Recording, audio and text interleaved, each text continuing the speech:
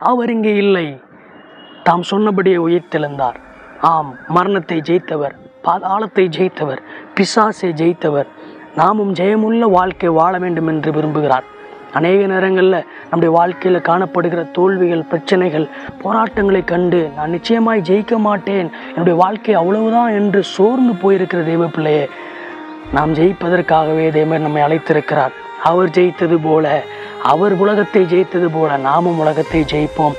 மரித்தேன், ஆனாலும் இதோ சதா காலங்களிலும் உயிரோடு இருக்கிறேன் என்று சொன்ன ஆண்டவர், செத்துப்போன ஒரு தெய்வத்தை நாம் ஆராதிக்கல. நாம் ஆராதிக்கிற தேவன் அவர் உயிரோடு இருக்கிறார் என்பதற்கு கல்லறையை சாட்சி கொடுக்கும்போது நாம் எதை குறித்தும் கலங்க வேண்டிய அவசியம் இல்லை.